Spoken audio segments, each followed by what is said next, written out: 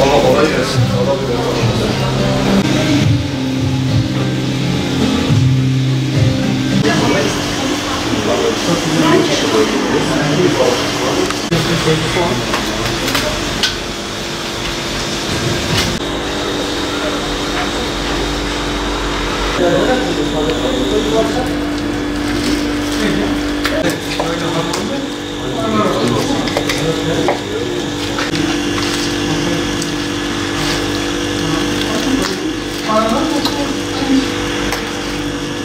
Baba mesleği olarak balıkçılık yapıyoruz.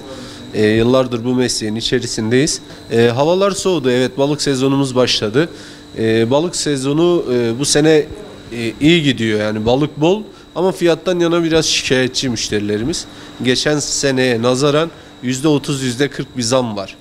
Hamsi istavritte değil ama büyük balıklarda, çuprada, levrekte, somonda %30'a kadar bir zam var. Müşterilerimiz de bu konudan çok yakınıyorlar.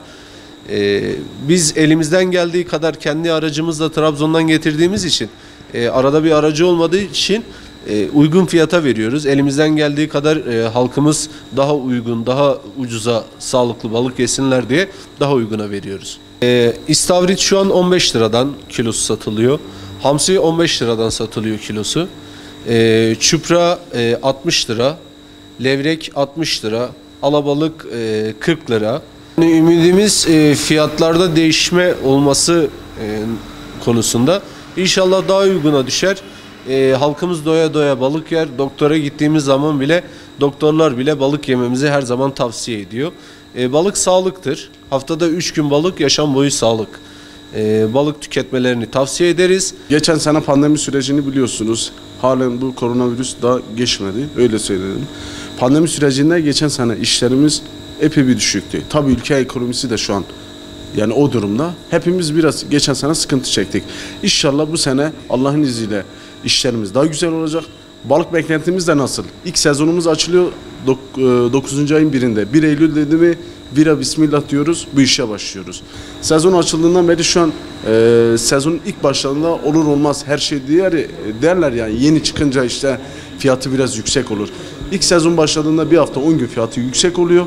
Hamsi, istavrit, herhangi bir balık yani çeşitlerinden söyleyeyim.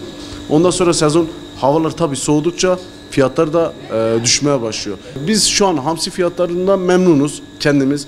Karadeniz bölgemiz olarak Trabzon buradan fazla değil 6-7 saat gibi bir süreyle gidiyoruz.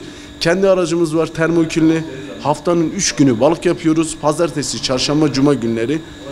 Bir gün erkenden gidiyoruz. Sabahları oradan malımızı yükleyip geliyoruz. Şu anki fiyattan nasıl memnunuz? Vatandaşlarımıza buradan, değerli halkımıza buradan seslenmek istiyorum. Şu an fiyatlar uygun. Gelip kendileri alsınlar bol bol. Hamsinin şu an fiyatı 15 lira. 15 lira hamsi, istavrit 15 lira. İstavriti geçen hafta 10 lira satıyorduk. Daha diyorlar ya, kar balığın kulağını kaçmadıkça tadı olmazmış.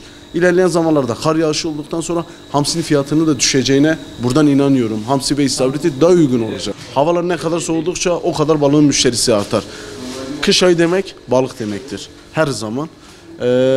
Fiyatlar da ilerleyen zamanlarda düşeceğine inanıyorum. Yoğun bir iş bekliyoruz 11. ayda. 11. aydan itibaren yoğun bir iş olacağına inanıyorum.